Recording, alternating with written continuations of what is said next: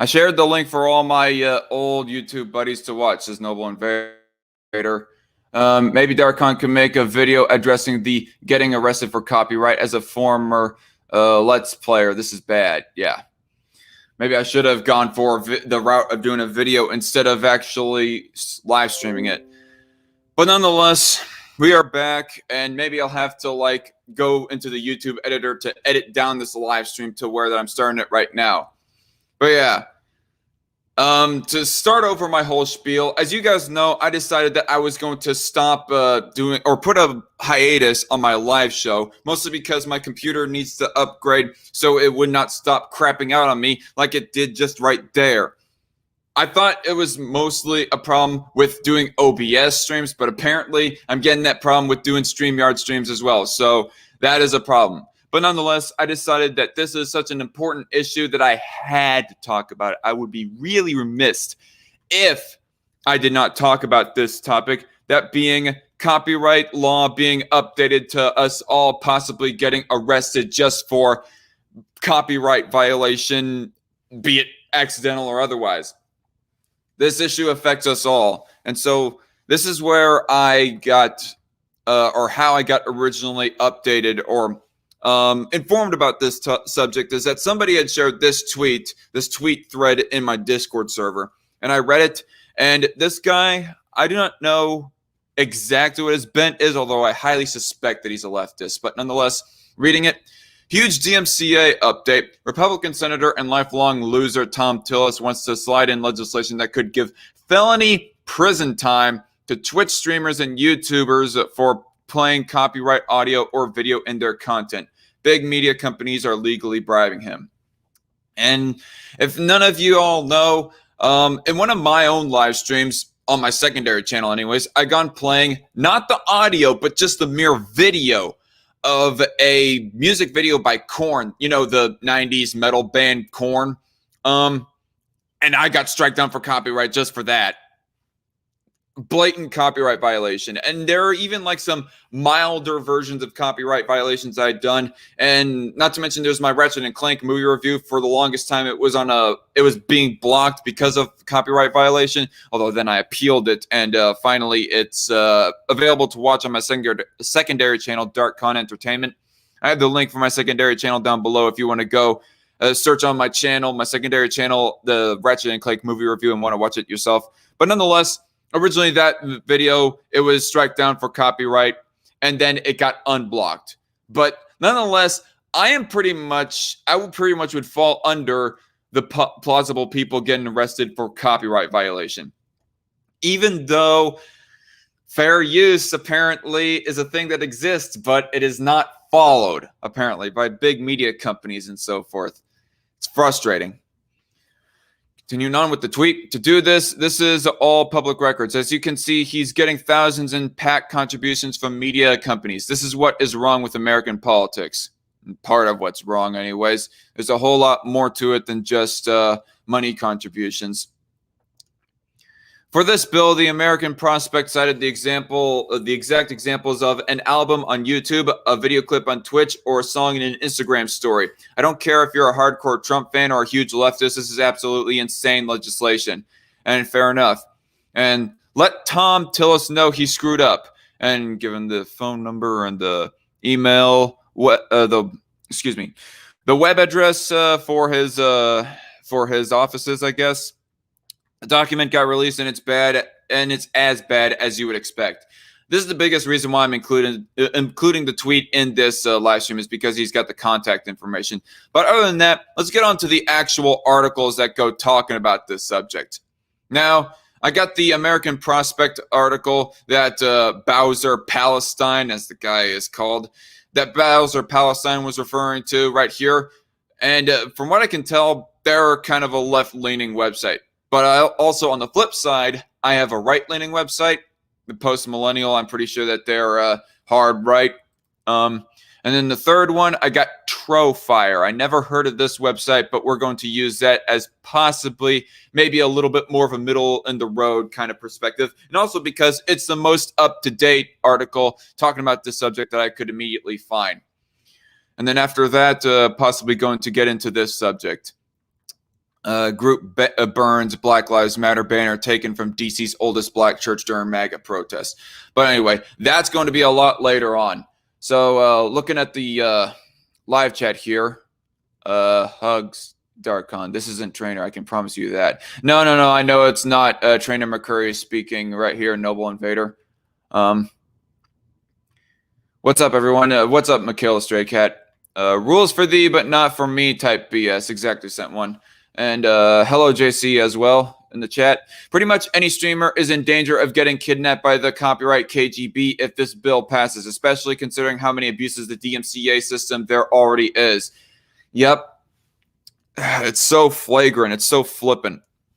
Anyway, this from the American Prospect. Tillis pushes prison time for online streamers after pre-election Hollywood cash blitz. Felony streaming legislation from Senator Thom Tillis will be attached to an upcoming must-pass omnibus government funding bill.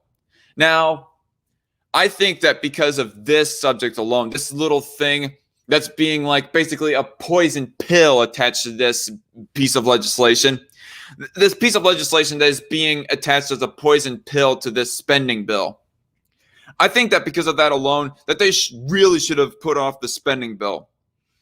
Like, I still remember, like, back during the Obama years, that there was this big scare of a fiscal cliff, and all the other scares of government shutdown if we do not pass this spending bill and yada, yada, yada. That doesn't matter.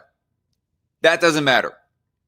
I don't care if you're some mainstream Democrat, some center or even far leftist or a right winger, some kind of leftist of some sorts that is all scared about a government shutdown. And if you're a right winger, obviously you're okay with the idea of government shutdown, generally speaking anyways. But I don't care if you're a leftist that is scared of government shutdowns.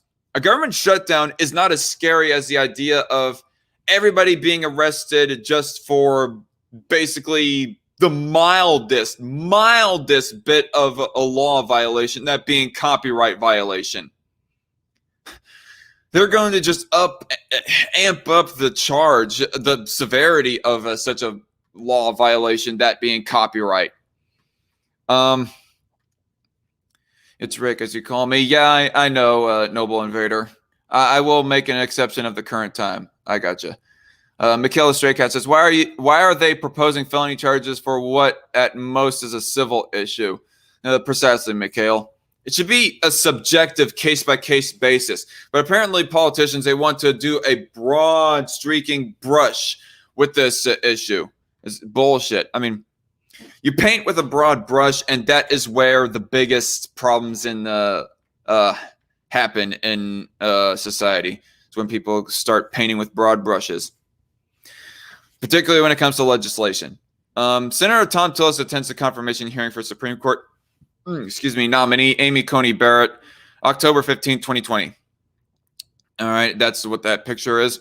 You know what? Speaking of the Supreme Court, speaking of Coney Barrett, I hope that this goes to SCOTUS, and I hope that they all strike it down. Although it's kind of skeptical on whether or not that Kavanaugh will strike it down, will play along in striking down such a bill, because Kavanaugh, he doesn't exactly respect people's privacy. So I would not be surprised if he does not respect people's privacy in the area of copyright. Although, I don't know. Maybe people will likely say that, oh, you do not have a privacy right when it comes to violating copyright law or whatever. But I don't know. Let's just get on with it. Sludge produces investigative journalism on lobbying and money in politics. The American Prospect is republishing this article. Oh, Sludge is the original poster right here that made this. Congress has once again put itself in a situation of having to pass a last-minute omnibus bill to fund the government and prevent a shutdown. Fuck that. Let the shutdown happen. This is not worth it right here. These truly are must-pass bills, since much of the government grinds to a halt without them. So they often get used as vehicles for controversial bills that can't pass on their own. Senators and representatives work out backroom deals to attach their pet measures to funding for things like food inspections and airport safety, and then dare their colleagues to object. Yeah. Honestly, it's absolute bullshit. somebody who speaks out against an omnibus spending bill because of something that's attached to it, that person who speaks out against the omnibus bill is going to get demonized as, oh, wanting the government to fall into, or the nation to fall into turmoil, or people, government employees more specifically, to fall into turmoil because of the government shutdown, blah, blah, blah, whatever. Honestly, I think that's kind of menial in comparison to getting arrested for copyright violations. That bullshit.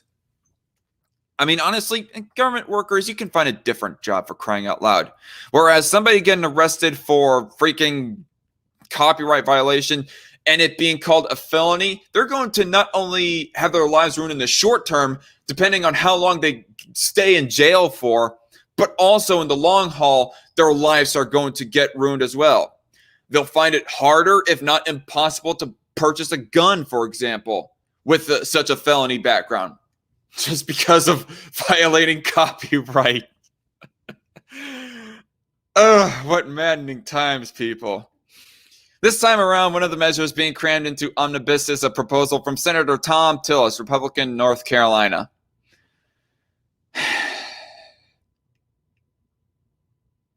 You know what? This almost makes me not feel bad about the idea of Democrats overtaking the Senate. Almost. I mean, I will say personally that people keeping their gun rights is more important than people not getting arrested for copyright. Just a little.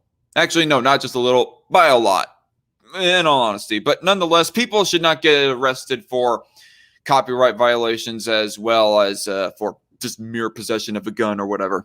To turn unauthorized commercial streaming of copyrighted material like an album on YouTube, a video clip on Twitch, or a song in an Instagram story into a felony offense with a possible prison sentence rather than a misdemeanor, according to protocol.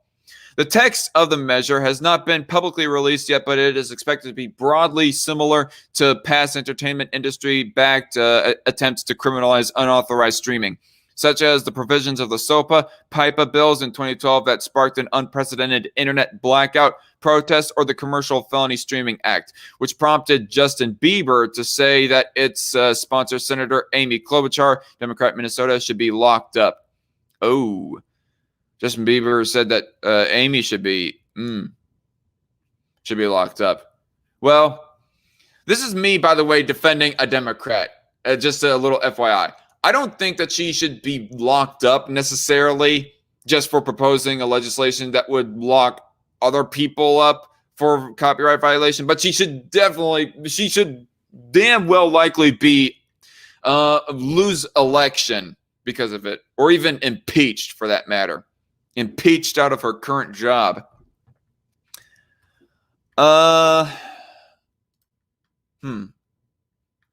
Chat disconnected. Please wait while we try to reconnect you. Okay. I do not know if they're... I'm kind of anxious to refresh my YouTube browser of my live stream, but I'm going to do it. Wish me luck, folks. I was looking at the live chat mostly through the StreamYard, but Lecherus88, I think that's a subscriber that I picked up when I debated Chud Logic. He asks, have you heard of this YouTuber Cirrus? Yes, I have heard of him. I actually been shared a video of his talking about abortion. And that video, I honestly intend to respond to that video. Been intending to for a long time, but I just never got around to the time of it. He's apparently an anti-capitalist, which to me just means anti-freedom and anti-liberty. Yeah, I would agree with that. Lecherus88, just to confirm with me, are you a subscriber of Chud Logic, who then subscribed to me? Because I thought that's where I picked you up from, as far as you subscribing to me, was from Chud Logic. I could be wrong. That's just why I was curious. Anyway, continuing on. A felony streaming bill would likely be a chill on expression. said Catherine Trendacosta, Associate Director of Policy and Activism with the Electronic Frontier Foundation. We already see that it's hard enough in just civil copyright and the DMCA for people to feel comfortable asserting their rights. The chance of a felony would impact both expression and innovation. And you know, what I really think should be at most done in regards to this is people's YouTube channels be shut down. I mean, it would really do a blow against me. I don't know who Chud Logic is. Says okay, never mind. Never mind then. Never mind my question then. What was I gonna say? Like, it would like highly depress me if I ultimately lost my YouTube channel, because I have devoted so much of my livelihood into this. Well, not my livelihood, but so much of my time, sweat, blood, and tears into content creation and into building this YouTube channel. But at least I would not be thrown in jail and prevented from working and doing my regular recreational stuff. At least I would not have a felony on my record that would prevent me from purchasing a gun. Anything like that. But ultimately, it would just be a lot better than being arrested for this shit and being charged, charged as a felony. Heads up, don't take the next ACC2 seriously, says Cat Chat. Oh, okie dokie then. And by the way, if for any of y'all that are watching this live stream right now, don't forget to hit the like button down below. That helps my channel and this live stream in the algorithm. And I would also like to thank Noble Invader, as he said earlier, for sharing this live stream around on different Discord servers. JC Armitage says, funny how whenever the government shuts down, they sure still have the ability to keep people out of the parks. Really? Oh, yeah, right. It's because that only about 12% of the government ultimately shuts down. Yeah, that other 88% likely includes basic bitch police and whatnot. JC Armitage also says, putting up more barriers for gun ownership. I think that's part of the reason this is being pushed. You know what? That theory is very not far-fetched at all, JC. Good thought. No one in the chat says, my brother from another mother. Well, thanks, no one. But anyway, Tillis, the chairman of the Intellectual Property Subcommittee. Why is there a subcommittee on that? Screw that. Was recently reelected for another 6-year term by a margin of less than 2% over his Democratic opponent in the final stretch of his campaign. Tillis received a surge of campaign contributions from PACs affiliated with entertainment companies and trade groups that lobby Congress for aggressive copyright enforcement against internet users, including prison time for unauthorized streaming. In the third and fourth quarter, okay, who are you to determine what is or is not unauthorized streaming? Piss off.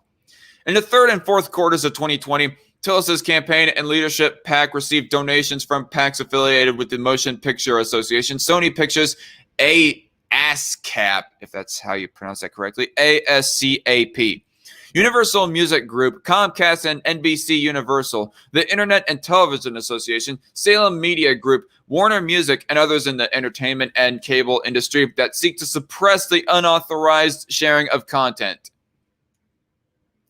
What if the content falls under fair use? What if the content is not copyright claimed? What if the content being shared around is being shared around by the original creator of that content? I'm sorry. I might be reading a little bit too much into that, but I just do not like the way that they worded that. Anyway, many other entertainment industry PACs gave Tillis contributions earlier in the 2019-20 cycle, totaling well over $100,000, according to Federal Election Commission records. Executives of Fox Corporation, Sony Entertainment, Charter Communications, and CBS also made large donations to Tillis in the third quarter of this year. Thom Tillis' entertainment industry PAC donors. Donations from PACs affiliated with media companies and associations to Senator Thom Tillis' campaign committee and leadership PAC from January 1st, 2019 through November 3rd, 2020. And I'm not going to look into all those. I mean, for all I know, there might be one or a few of them that are not intending to get people arrested for copyright violation, but it seems that the theory is that a lot of them that a lot of them do have this intent in their donation to Thom Tillis.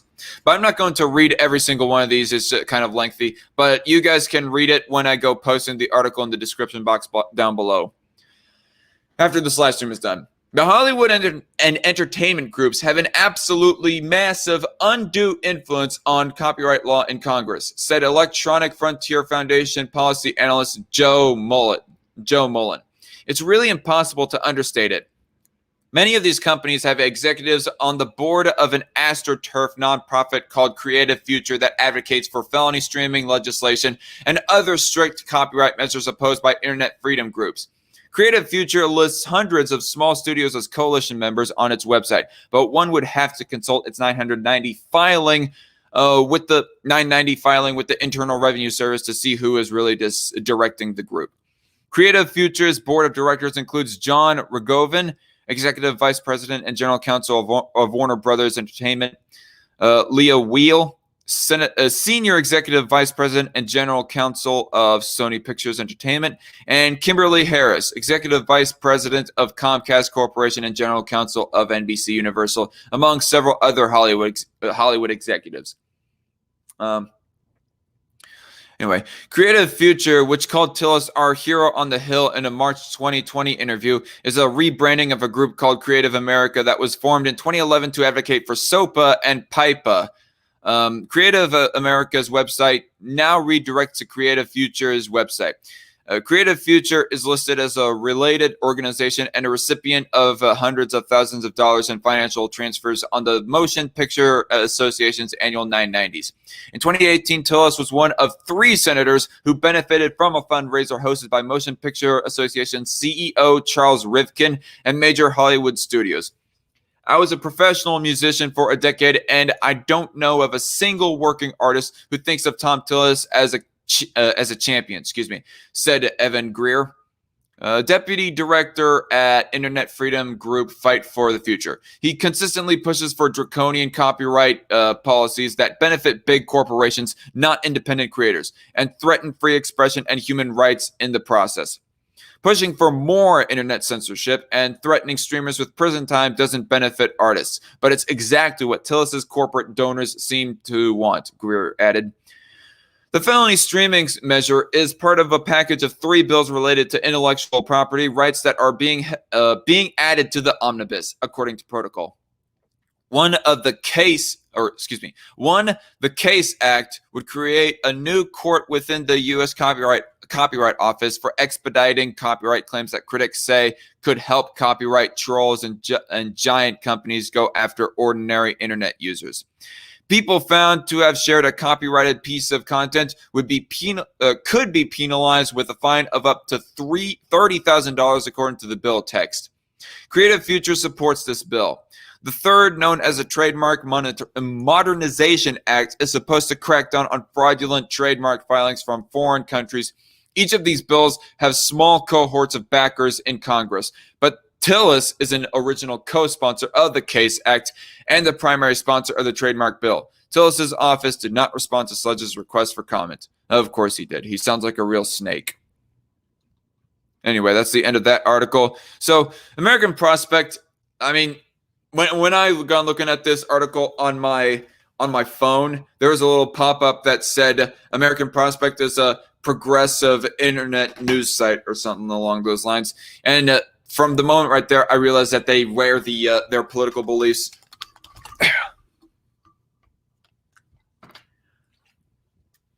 I almost dropped my mic there, literally.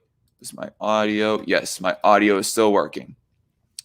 But anyway, American Prospect seem to wear their politics on their sleeve, and they are rather left-leaning. But nonetheless, that seemed like a very fair article right there. Very fair coverage of this issue. And I say down with Tillis.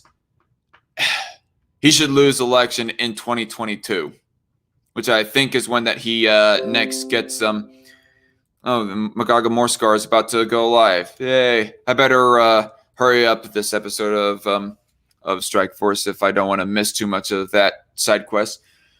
Say what you want, but I've done debates on this and I show my face on my channel, says Latrius88. Okay. What? Oh, 1 second. Latrius88 says, do you support females' rights? I'm not referring to your ideas on abortion, even though I think abortion should be allowed. I don't think females should be allowed rights even in a libertarian society. What? I guess, yeah, ultimately, I do support female rights. Long and short of that, to answer that question, anyway, that's how I think it should work in a libertarian ANCAP society where abortions can still be legal. Oh, brother. I'm not going to get into abortion debates right here because that's not the subject right now. Latrius88, say what you want, but I've done debates on this and I show my face on my channel. Maybe sometime in the not too near future, I'll have you on my channel. Who knows? Anyway, moving on with the actual current topic. The post-millennial, post-millennial is a very right-leaning website. It might even be as so much as far right in a sort of way. But nonetheless, getting on with the subject, we heard a left-leaning perspective. Now we're going to hear a right-leaning perspective, and then we're going to end it off with this one from Trofire. These two articles are shorter than the American Prospect article, so this shouldn't take too long. And then we'll get on to this one talking about Proud Boy supposedly burning private property. Senator Thom Tillis wants to make illegal streaming a felony. Lawmakers are cramming additional proposals into the omnibus spending bill that must be passed before December 11th, including one that would classify illegal streaming of copywritten material, Protocol reports. As the big tech tyrants tighten their grip, join us for more free speech at Parler, the anti-censorship social media platform. All right. I still have to get myself a Parler. In fact, if I was to get my Twitter account like yeeted off of Twitter, like just within the next hour or tomorrow, the next day I would likely get myself a Parler account just as a substitute. I'm not talking to you personally, Conservatarian, but thanks for reading. Yeah, we could talk about that another day. Thanks, Laturius. Or Laturius, rather. Hello, Red Feather in the chat. Nice to have you on here. Noble Invader says freedom of content creation should never be illegal in either forms of streaming or uploading. I think you meant to say should not ever, Noble Invader, because the statement that you said right there was a double negative. But anyway.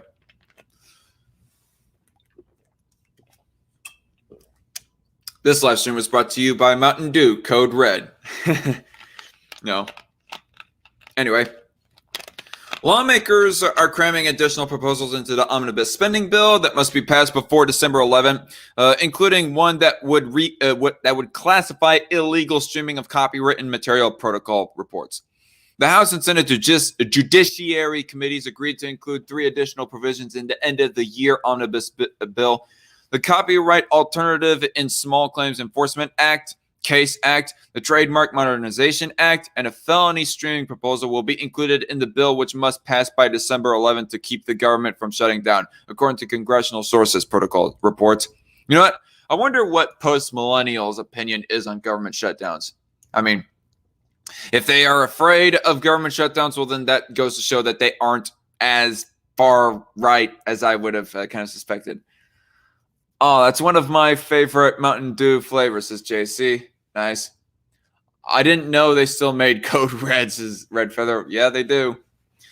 Although Voltage, that being the blue one, is personally my favorite flavor, but Code Red is all right. Anyway, the CASE Act would create a small claims court for online media producers to crack down on those stealing their content. Stealing, quote unquote. I mean, it's not like that content is really tangible to where that they deprive the original creator of the content. You know what? I still do not know what my personal exact opinion is on copyright, but I definitely do know that copyright laws are abused and need to be lightened up, not cracked down in the way that they're doing right here of making it a felony to violate copyright. The Trademark Modernization Act would restore the rebuttable presumption of irreparable harm when a trademark infringement occurs, according to IPWatchdog.com. And lastly, a proposal to upgrade illegal streaming of copywritten online media from a misdemeanor to a felony is the third component to the package. So, illegal streaming of copyright online media. So technically, I already committed a misdemeanor, it almost seems, since I was streaming that one time on my secondary channel, the music video by Korn, Word Up, that's the name of the song, by the way. I was streaming the footage. I was not streaming the audio. I had it on mute, but still I got copyright strike. So apparently I technically committed a misdemeanor, and even with, what am I trying to say? And even when on my secondary channel, I uploaded multiple times, for that matter, my movie review of Ratchet and Clank the movie, I was also committing a misdemeanor. I think it might be safe to say that a lot of us apparently have committed a misdemeanor, technically. But apparently we haven't been charged of it, technically. So there goes the question of whether or not this will actually be enforced. And you know what? Honestly, this is the question that I was posing in my own head leading up to this live stream, everybody. I mean, everybody remembers the COPPA scare of December last year, right? We were all afraid that because of the vague and ambiguous criteria for what classifies as kid-friendly or kid-appropriate material, like doing cartoon avatars like my avatar here is, whatnot. We were afraid that because of a vague and ambiguous shit like that, we could like lose our YouTube channel or even get fined just for the most vague and ambiguous of shit. And yet, lo and behold, fast forward to present day, there isn't like fines being like issued out, much less en masse, and it seems that people's channels aren't getting taken down, at least in the name of COPPA. I mean, people's channels apparently are getting taken down in the name of the new harassment terms on YouTube. Leafy is here. iDubbbz content cop of Leafy is here. Yeah. So it was a little bit of an overly hyped scare. And so the question that I've been posing in my head was, is this just basically like COPPA in which the scare is being kind of overly hyped? And that's why I wanted to look at this issue. I mean, the worst case scenario is that a lot of us do get arrested just for violating copyright. But on the other hand, this could be just another law that the government is putting in just so that they could like arbitrarily, whenever they feel like it, pull that law right out of their ass so that they can have an excuse to arrest somebody. Kind of like in the same way of how it's technically illegal for a person to either have higher prices than their competitors, lower prices than their competitors, or relatively equal prices to their competitors when, you know, you're running a business. And so apparently that's technically a thing. Anyways, that was last December. Damn, time flies, says Red Feather. Indeed. That Thom, whoever the heck his last name is, Tillis. Yeah, exactly. I could honestly care less. Except I will care about voting his ass the heck out, says Noble Invader. Ah, okay. I see. JC Armitage says, considering how things get copyright stricken, even falsely, in quite a few cases, this could become a COPPA on steroids. Yep. I'm so glad I'm here listening to this live stream. Well, thanks, Noble Invader. And by the way, thank you all who so far have given a like to this live stream. It's much appreciated. Anyway. Republican Senator Thom Tillis is behind the push for making illegal streaming a felony, which is enacted would mean real jail time for illegally watching movies online, illegally listening to music, etc. Well, okay. When I'm live streaming, I'm not playing copywritten music, at least not typically anyways. Okay, I just received a text on my phone there. I'm going to have to check that out sometime later. What was I saying?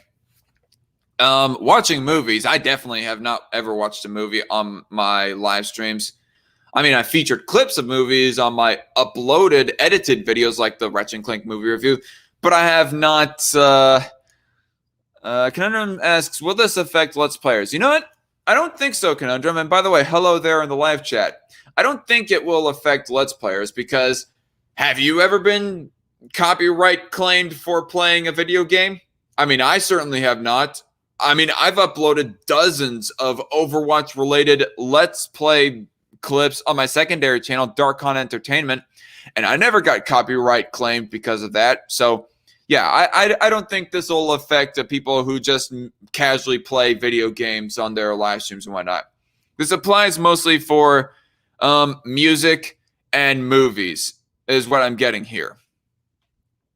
A felony streaming bill would likely be a chill on expression, Catherine Trendacosta said, Associate Director of Policy and Activism with the Electronic Frontier Foundation, Sludge reports.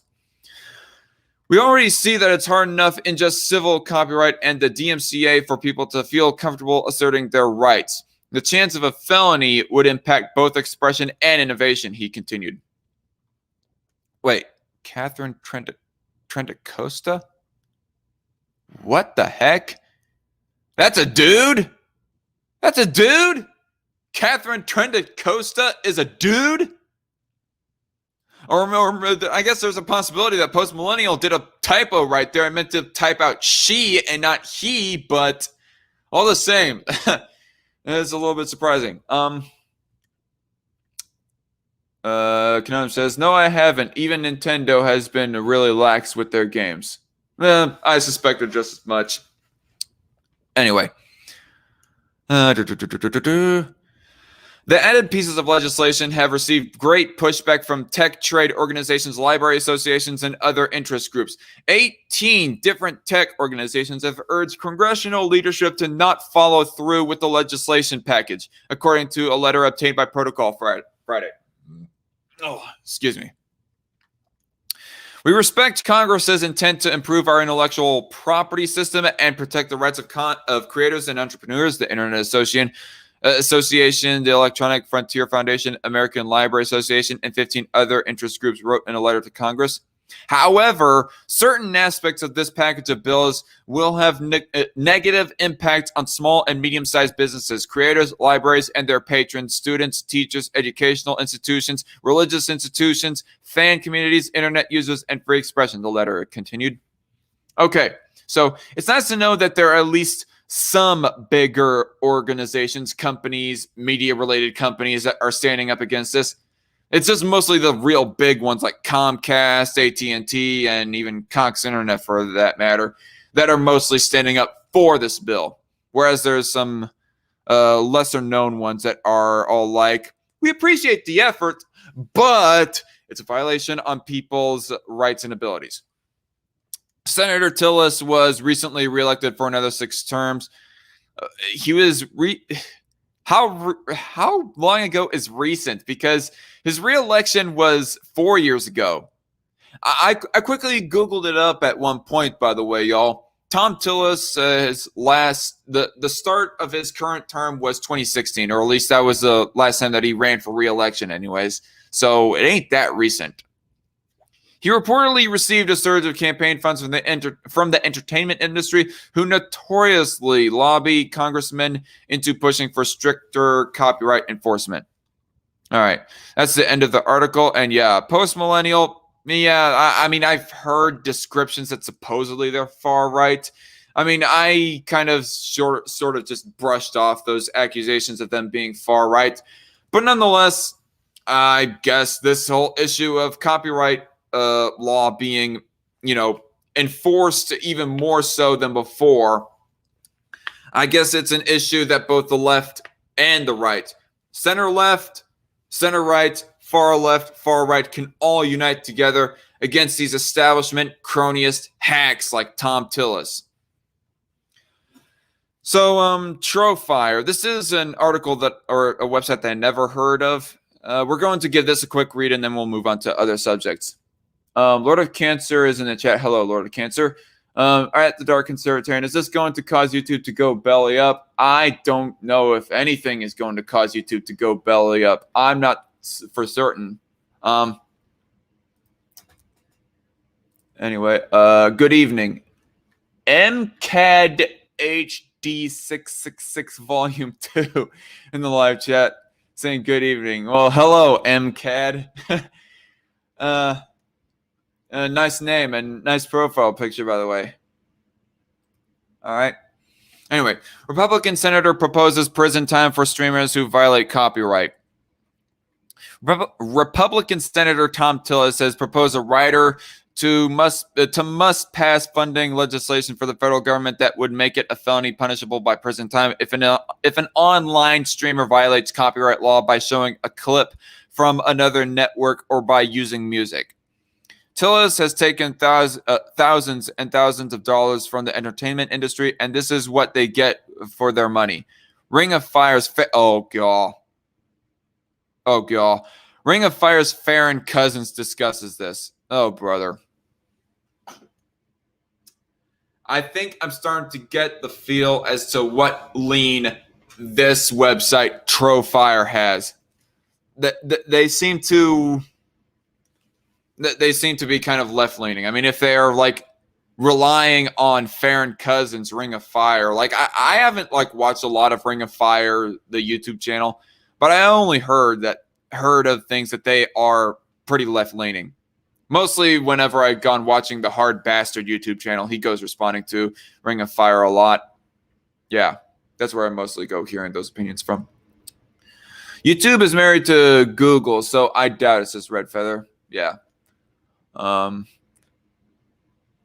Noble Invader says, I have friends I haven't seen for 9 or so years due to my untreated bipolar story for another time. I will absolutely never vote for Tom, says Thom Tillis. Or it says Noble Invader, referring to Thom Tillis. All right. Michaela Stray Cat. If I decide to vote again, I will gladly opt to cast my vote for Snoopy from Peanuts in place of this Tom the Tool idiot. Yep. So alt tech should be the way, says MCAD. Yeah, I mean, fair enough. I mean, I'd vouch for it. If my primary YouTube channel got yeeted off of YouTube, I probably would not come back. Or if I did come back because it is the largest video uploading site, I probably would just only be casually on YouTube, just mostly for the sake of creating playlists and whatnot. But I'm rambling anyway. Transcripts. This transcript was generated by a third-party transcription software company, so please excuse any typos.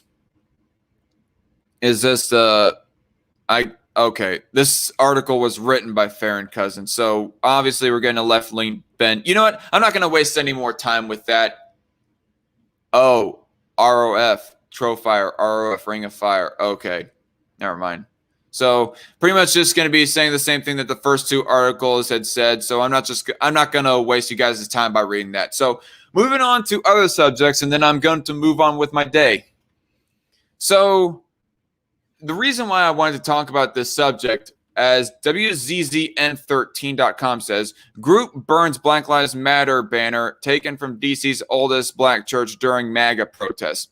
The reason why I'm going reading this right now because I saw a meme or a post, whatever, shared around on Facebook by one of my Facebook friends talking about this issue of some alleged right-wingers burning a Black Lives Matter banner, you know, causing damage to private property. And I just wanted to look into this, see of how much scrutiny I could give to the actual narrative of the story. How right-leaning are they? And supposedly it's Proud Boys, or at least Proud Boys Associated, the people that did the burning. And I wanted to just give my own 2 cents on how much I think that that's actually the case. Why does everyone named Tom is a total J.O. like Thomas the Spurg engine? This says the conundrum. Yep.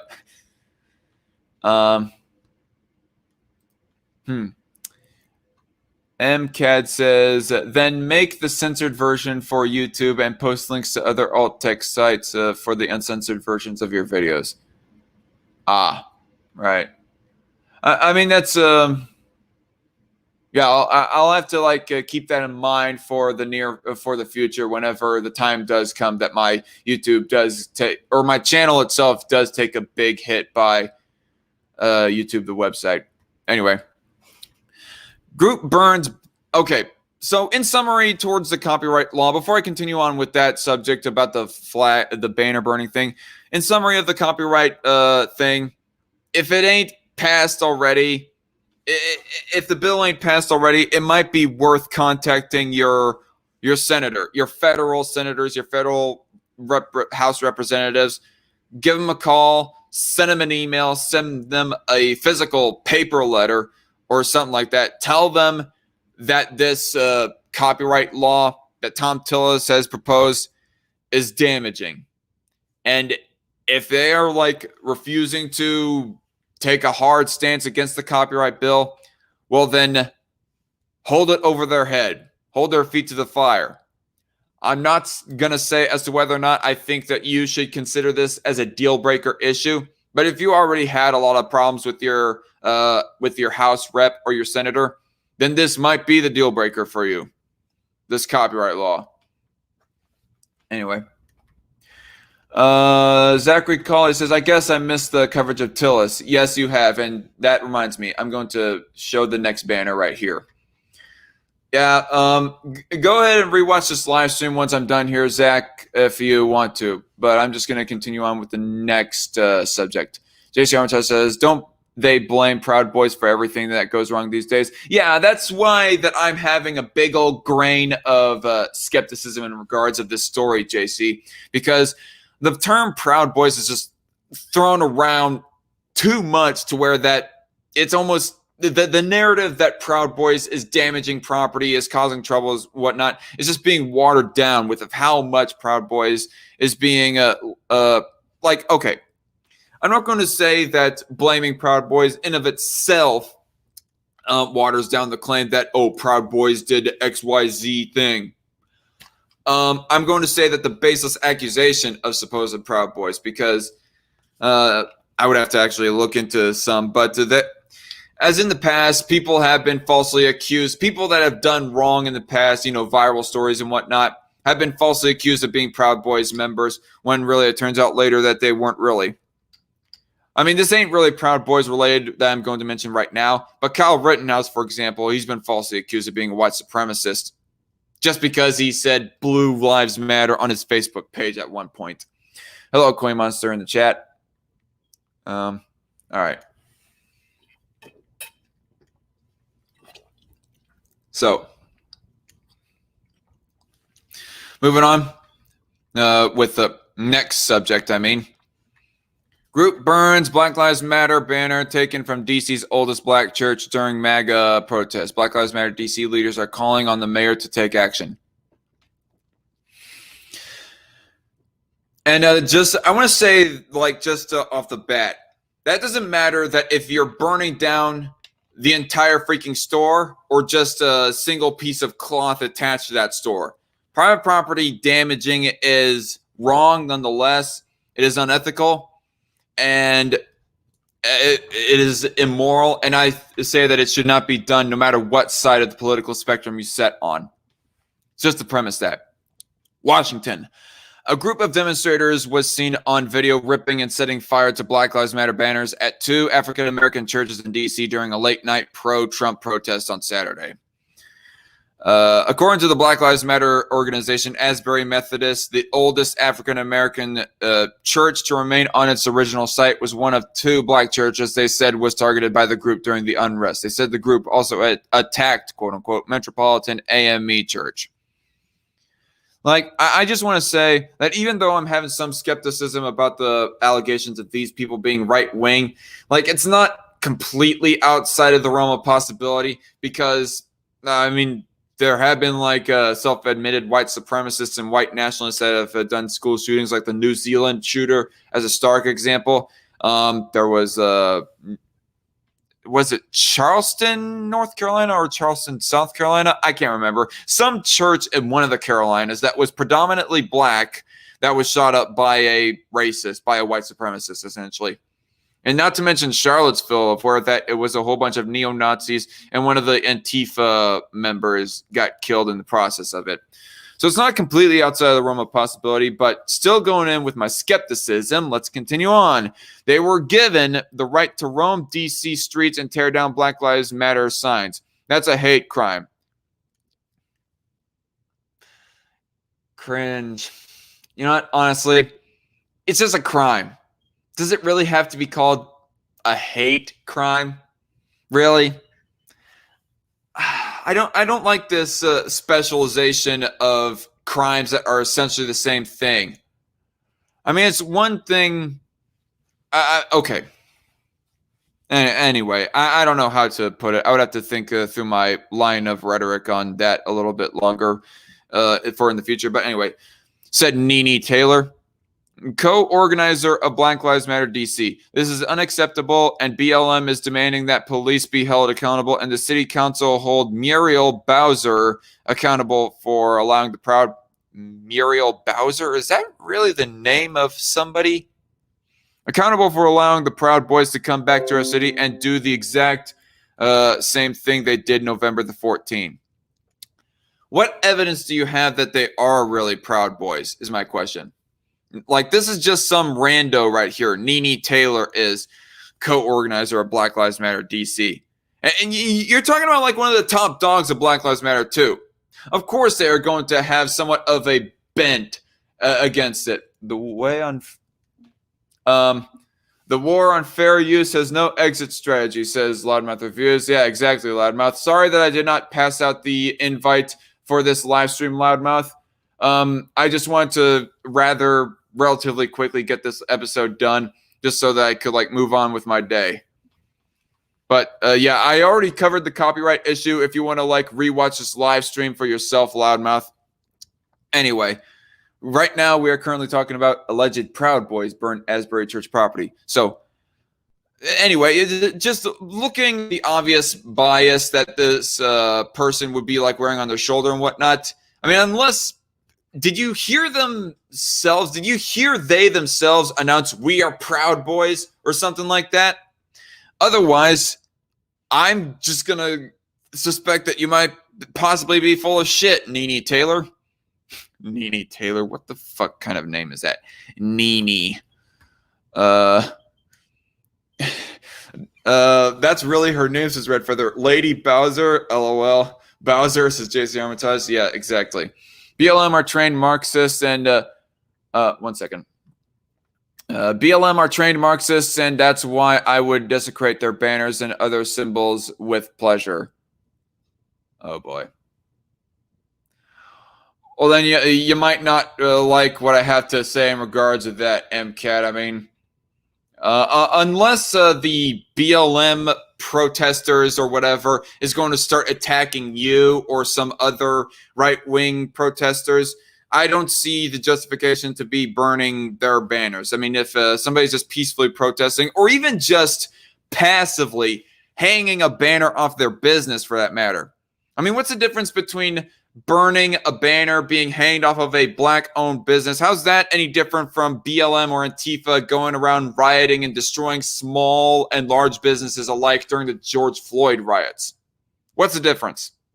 I say confidently, there is no real difference. There is no considerable ethical difference. Anyway, continuing on. In videos circulating on social media, you could see a group of protesters surrounding a Black Lives Matter banner. And ultimately, in what I said right there, just right there to MCAD, private property for all. Unless you have committed a crime or violated someone else's rights, be it killing them or stealing from them or something else unethical along those lines, unless you've done some action against your fellow countryman, fellow citizen, you still get your private property rights. Period. In videos circulating on social media, you could see a group of protesters surrounding a Black Lives Matter banner that belonged to Asbury Methodist as they chanted "fuck Antifa" and set it on fire, causing damage. Okay, I agree. Fuck Antifa. But at the same time, you're showing yourself not to be much better than Antifa. I mean, do you have solid evidence, for example, that the black business owner, who is essentially the victim right here, that the black business owner participated in some Antifa riot destroying somebody else's business? I mean, sure, yeah, if the black business owner participated in destroying other people's businesses during the George Floyd riots or something like that, sure, go ahead. I can see the reasoning enough for destroying their business in kind. You know, eye for an eye sort of thing. I mean, I'm not going to outright condone the idea of retaliatory property or anything like that. But nonetheless, unless you have something, evidence of that, it's still wrong. You're showing yourself not to be much better than Antifa when you do something like this to innocent business owners, more precisely. Another video showed the moment a group removed a Black Lives Matter sign from Metropolitan AME Church and ripped it. You know, I'm going to go ahead and play these videos, I guess. Oh, man, this is a little bit of a lengthy article. Okay, that's a different article down at the bottom there, but let's go watching this a little bit. Kristen Clark, JD, says, Proud Boys and other white supremacists turned a Black Lives Matter sign from the Asbury United Methodist Church in D.C. while dousing it with lighter fluid to intensify the flames. This public act is intended to terrorize and send a message to black people. Or it might be, in all fairness to the people burning the mural or burning the banner, it might be more meant as a message against leftists, not necessarily against black people. Just to be fair.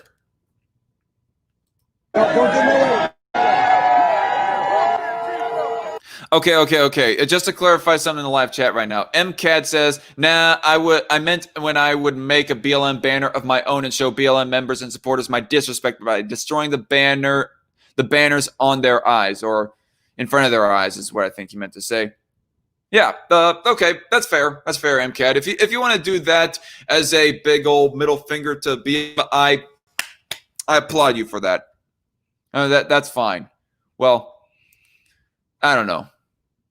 I don't know if I would do it myself personally, but that's more ethical than burning someone else's privately owned banner. Ivan's son says, Proud Boys is tiny hat sponsored to create race war. Red Feather says, didn't get a start. I think he was one of the members. And Michaela Straight Cat says, based on what, Ivan's son? Ivan's son says, useful idiots on the left and on the right. Oh, okay. Ivan's son seems to have been sarcastic right there. Conundrum says, personally, I think hate crime laws need to be ratified, that the laws must fall under certain guidelines to be classified a hate crime because hate crime laws need to be changed, to be honest. I don't think hate crimes necessarily even need to be a thing at all. I don't think that hate crimes need to technically be a thing at all. I mean, just consider it to be a crime. I mean, as long as you apply the law equally between black people and white people, why the need to consider it a quote-unquote hate crime necessarily? I mean, the idea, honestly, the idea that racism or bigotry of would have a play to a person's motivations of why they did it, I don't think that in of itself needs to play needs to have a play in defining what kind of crime it is. Now, political motivation to call something terrorism, that's a little bit different. I don't know. I would have to think through it more to see if of how the difference is. Anyway.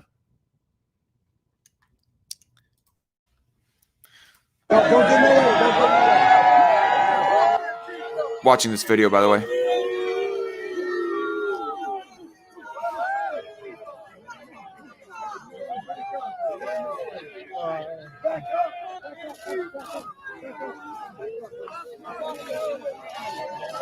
Whoa!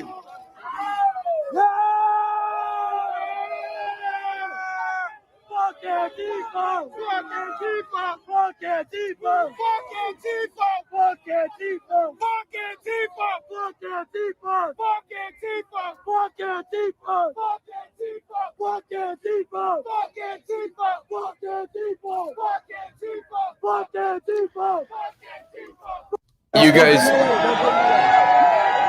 You guys were able to hear the video, right? They said basically fuck Antifa. So yeah, I mean, Kristen Clark, you're saying that it's meant to send a message to black people. I mean, yeah, even though Black Lives Matter is their goal is to like bring prop black people up to be equal to white people, or at least that's the intended you know, the alleged intent anyways of the group. Nonetheless, these people are not saying fuck black people. They're saying fuck Antifa. So obviously their message is meant to be directed towards leftists, not black people. So fuck out of here with the race baiting. I mean, it's not to say that I don't know if some of these people do have a malice or animosity towards black people. I mean, I'm not going to rule out that possibility, but nonetheless, why race bait when there is no explicit intent said, oh, I hate black people, that's why I'm doing this. Anyway, another video showed the moment a group removed a Black Lives Matter sign from Metropolitan AME Church and ripped it. I heard the video, yes, and yes, both the Lord of Cancer and Noble Invader said, all right. BLM and Antifa are mostly white, LOL, says Red Feather. Yeah. Right.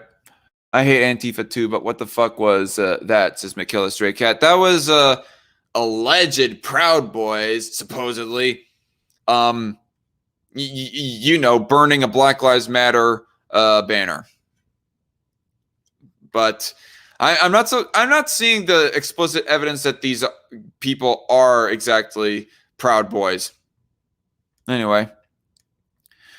So another tweet by Kristen Clark. Proud Boys, white supremacists, and Trump supporters rip a Black Lives Matter sign down from Metropolitan AME Church in D.C. during the Jim Crow era. They burned crosses. Today they seek to terrorize by targeting black churches. Okay.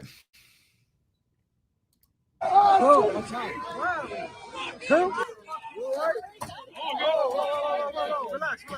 Okay. Yeah, we got ladies here. We got ladies. That almost sounded like a black person right there. So, for all we know, there could be like a mix of black people amongst the Proud Boys, air quotes, that are in this group doing this damage. Lord of Cancer says, the left has a notorious history of race baiting. I agree. Yep, indeed they do, Cancer.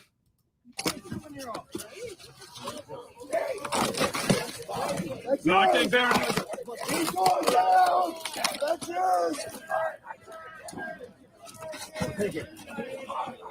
Fuck yeah! Hey, let me wipe off. All right. That was it for that one. I mean, where's your evidence exactly that these are explicitly Proud Boys, white supremacists, and Trump supporters? I don't know. I mean, I'm not hearing much of the contrary in regards to that, whether or not they are. So maybe I'll just end up giving the benefit of the doubt. I mean, it is quite obvious that these are some right-leaning people of some sorts. But what kind of right-leaning group are they? Because the right wing there's a lot of variety in regards to the right wing, or what is allegedly called the right wing anyways. Thanks, DarkCon. Evidence, please, says McKill. Yeah. Did they have a Walmart tiki torches, says Red Feather? No, I don't think so.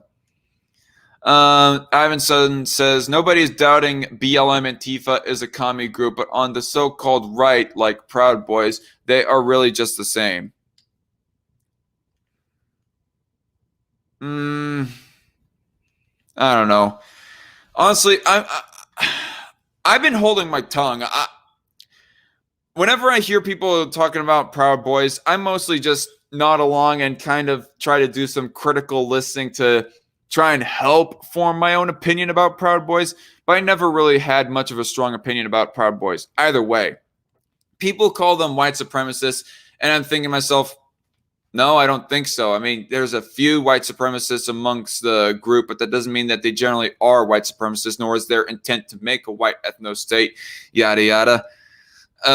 They say that they are terrorists, which I am very on edge on whether or not I want to actually say that, because I do know that they get into violent clashes with Antifa and whatnot, but are they the ones who started it like every single time or even most of the time?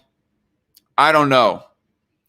This is why that I have never been very outspoken about Proud Boys either way, because Proud Boys history seems to be more of a mess than BLM or Antifa as far as having a solid opinion about these groups. Let them fight. The rest of us will get on with living, says Ivan's son. Maybe. Conundrum says, yeah, a bunch of frat boys not knowing that burning this flag is fueling BLM's fire to do these protests even further, which is likely fruitless in stopping BLM from acting like false justice seekers. Yep. How many riots have the Proud Boys caused? How much looting and rioting have they done? Asks Red Feather. No, you're not wrong, Red Feather. I mean, it's not like there have been like right-wing riots that have damaged small businesses and whatnot. I mean, even in this, I mean, if I was to like put ethics aside and go looking at the material and practical side of things, this isn't that much in the grand scheme of things, that much damage in comparison to what Antifa and BLM have done in their rioting and whatnot. J.C. Armachado says, nah, Antifa starts fights most, if not all the time. Yeah, I agree, JC. DC Police Chief Peter Newsom said at least 4 churches, Mount Vernon Place United Methodist Church, Asbury United Methodist Church, Luther Place Memorial Church, and Metropolitan AME Church had property damage. He said the department is investigating each incident as a hate crime, and police have released very good images of the suspects in these cases. Whenever someone attacks a place of worship, it's unsettling for all of us, Newsom said. MPD seeks suspects in a destruction of property offense that occurred on December 12, 2020, in the 900 block of 11th Street Northwest. MPD is investigating this offense as potentially being motivated by hate or bias. Have info, call, blah, blah, blah, blah, blah. Another Newsom. Well, okay. The Newsom is spelled N-E-W-S-H-A-M, Red Feather. Not the same way as Gavin Newsom in California. All right. The pastor of Asbury Methodist Church said in a statement released Sunday that the act reminded him of the reminiscent of cross burnings. Read the full statement below, released by Senior Pastor Dr.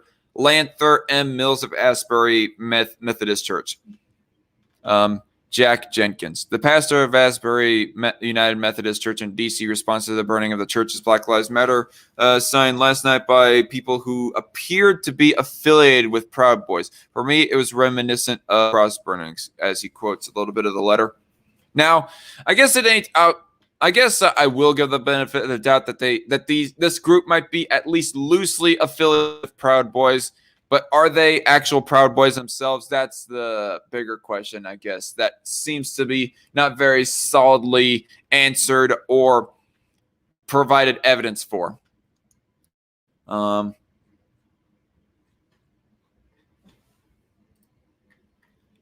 what? No, I'm not going to.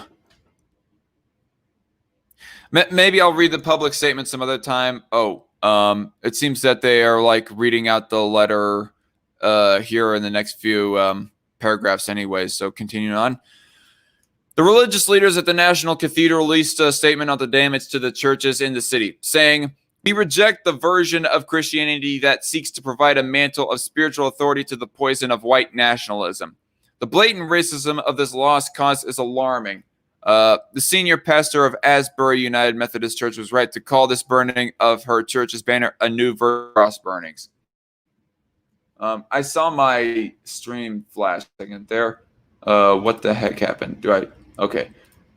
I'm still getting my audio through my Rode NT and not my webcam, so never mind. Well, yeah. I mean, here's my question. Were they explicitly saying that, oh, we hate black people or something like that? I mean, the KKK, who are well known for their cross burnings, their intent was explicitly to enforce Jim Crow laws and segregation between black people and white people, and to hang black people, for that matter. Whereas this group, they don't seem to have that much of an explicit intent. They might be damaging this property more of a hatred against the left than of black people. And I'm just going to say right now, the act of burning, okay, I know what it has been symbolized as nowadays, burning crosses. It symbolizes KKK sympathy and hatred towards black people and whatnot. But let's be honest with ourselves. The act in of itself of burning a cross does not in of itself espouse a hatred towards black people. That's what it's been generally accepted as now.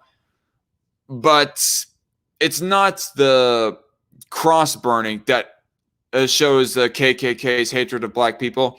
It's their words, their rhetoric, and their actions against black people themselves and their bodies, in which expresses their hatred towards black people. The KKK, I mean. And just because, I'm going to say, just because that they are burning property in this case doesn't, okay, actually this is a better argument right here. Just because that they are burning property, that does not mean that it's automatically reminiscent of burning crosses. Just because they are burning a banner. I mean, if you're going to go by that logic, does that mean that burning the American flag is reminiscent of burning crosses? And we know which side of the political spectrum is well known more than the other side of the political spectrum for burning American flags, that being the far left. The far left is more known for burning American flags. So are we going to apply the same stupid-ass logic to that? Burning of the American flag, it's so reminiscent, it reminds me of burning crosses. No. Not necessarily. I would be pretty much called a kook if I was to say that. Why isn't this guy being called a kook for that same stupid logic? Anyway, white hoods have given way to black and gold militarism. Oh, God. Black and gold militarism. It's like they're making a reference to anarcho-capitalism almost. Or have given way to black and gold militarism. Okay, never mind. I thought they were... My bad. I misread that. Starting over. White hoods have given way to black and gold militarism. Such hatred grieves the very heart of God, and we cannot turn a blind eye to such displays of white supremacy. Fair enough, but the question is it a display of white supremacy? Because I'm honestly not seeing it. We believe that Black Lives Matter because Black Lives Matter to God. The Proud Boys and their hatred are not welcome here. Now, leaders of the Black Lives Matter organization are calling on the Justice Department to open a federal civil rights investigation into the DC black churches that were targeted by groups the organization believes were white supremacists and members of the Proud Boys. You know, the biggest question that I want to pose to leftists, where does it state in their platform, the Proud Boys platform, that they hate black people, that they want to bring back Jim Crow and lynchings and all that other shit? I doubt it. I doubt that they can provide any example of such.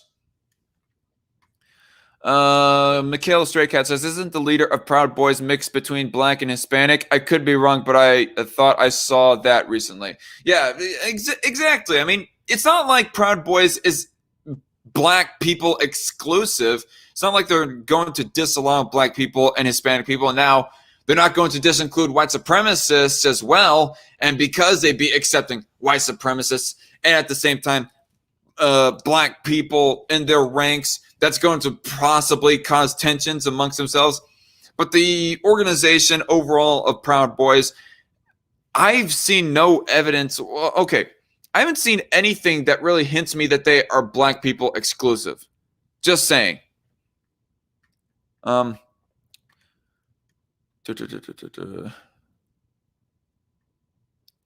This is actually the first time I've heard of the Proud Boys, says Cat Chat. Well, they've been a group that have existed for quite a while, Cat. She also says, if a church says they're using critical race theory, it's likely they don't understand what being Christian is because all are made in the image of God, period. Yeah, precisely, Cat. It could be a part of the cool kids club, but the media is using the term Proud Boys to smear their name to gain some menial virtue signaling brownie points. I guess so. Yesterday, D.C. was invaded by white supremacists who were aided and protected by the Metropolitan Police Department, MPD, said April Goggins, core organizer with Black Lives Matter D.C. We never expect police to protect black people or anyone critical of police. And the people of D.C. need to be clear. MPD, well, okay.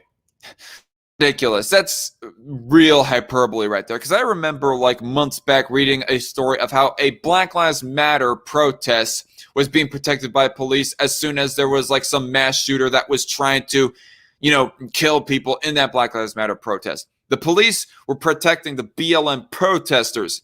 So there's your example of police protecting black people. Fuck out of here. Fuck out of here with that race baiting bullshit. But on the flip side, though, if police really are protecting these alleged Proud Boys, quote unquote, in spite of the fact that they are like burning private property and just allowing them to do that shit, well then, yeah, they should be putting more of an effort against, destroying that, or stopping that crap. In the same way that they gone trying to fight against and stop the rioting that happened during the Floyd riots. And the people of DC need to be clear MPD physically protected white supremacists as they threatened lives, damaged historic churches, and destroyed and burned property. MPD allowed Proud Boys to physically attack DC residents who stood against white supremacy. Black Lives Matter DC said in a statement. You know what?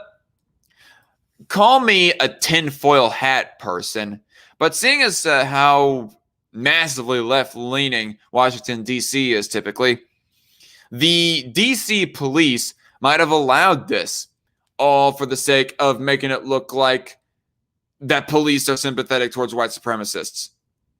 To sort of further the narrative that police have a bias for white people and against black people.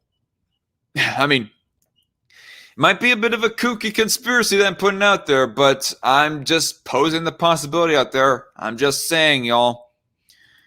Maybe, maybe not. Anyway, Kristen Clark, president and executive director of Lawyers Committee for Civil Rights Under Law, tweeted that the burning of the Black Lives Matter sign was an act of violence that goes against the Church Arson Prevention Act. Mayor Muriel Bowser said in a statement Sunday that her religious affairs office and D.C. police are engaging the impacted house of worship. Okay. So they did not do right the night of, but they're trying to make up for it afterwards. Goggins spoke to WUSA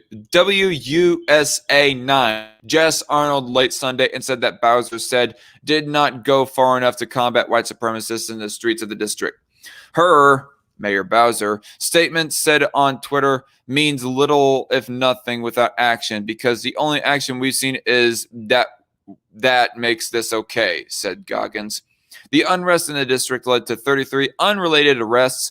4 people were stabbed at the intersection of 11th and F Street in D.C. near Black Lives Matter Plaza, and 8 officers were injured in connection to the demonstrations, D.C. police said Sunday.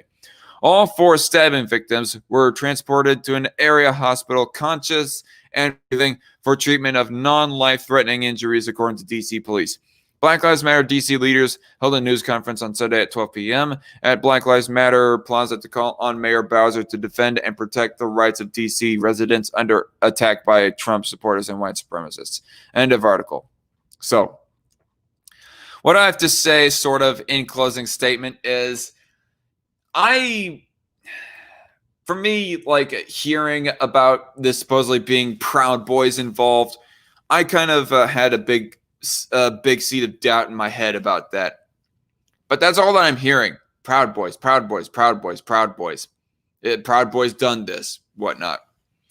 I mean, I'm not going to absolutely rule it out, but the reason why I went to this article, WZZN13, is because that's all I heard. I heard nothing but left-leaning websites reporting about this. And in each one of their descriptions in my Google search, or Bing search rather, because I used Bing as a search engine instead of Google. In each one of their descriptions, they said Proud Boys, saying Proud Boys is responsible and so forth. And this is the only somewhat unbiased or down the middle article website that I could find talking about this subject and being somewhat treading lightly in regards of whether or not Proud Boys is involved. They're mostly just quoting other leftists who allege that it is, in fact, Proud Boys that done this. But as far as I'm concerned, there isn't solid evidence that this is Proud Boys related. So, but at the same time, I'm not hearing anything opposite of that narrative, that it might be Proud Boys. So, I guess just put a pin in this and say this was possibly Proud Boys. Just me personally. I don't want to believe it. And if somebody has an article that debunks the claim that this is Proud Boys related, that this is caused by Proud Boys, by all means, share it down in the description box below or share it in my Discord server. But for right now, let's end off this this stream by reading some more of the chat. So do people leave out chocolate milk for Black Santa since white milk might be racist? Ivanson says. I don't know. I think Santa Claus would appreciate chocolate milk whether he was black or white. But who knows? That might be the case, Ivan, because, milk is racist. A conundrum. Woke Santa likes it when Mrs. Claus gets railed by Tyrone and Jamal. He loves to watch while drinking his soy and milk and eating his vegan cookies. Oh, God. That is so fucked, conundrum. Ketchup says, I don't think that's milk. Oh, so dirty, Ketchup. I never expected that from you.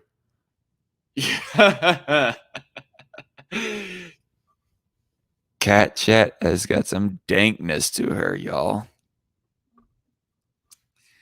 You're right. It ain't milk. It's cancer, says JC.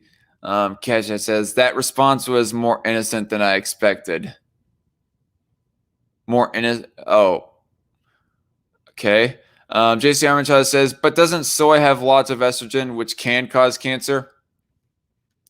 I never heard of cancer, it causing cancer.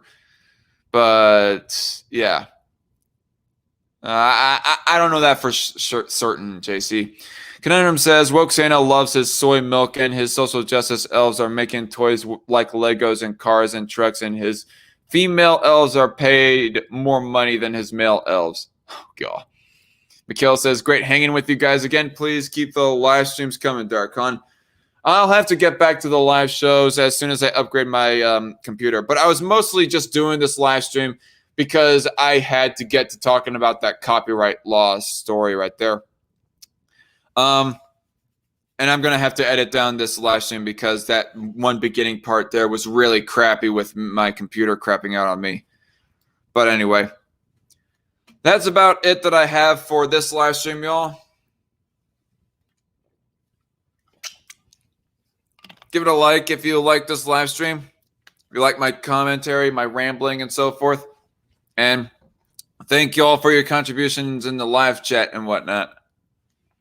And for everyone out there, don't get arrested. Please. I would hate to hear that any of my fans are getting arrested for something as petty as copyright violation, infringement, whatever.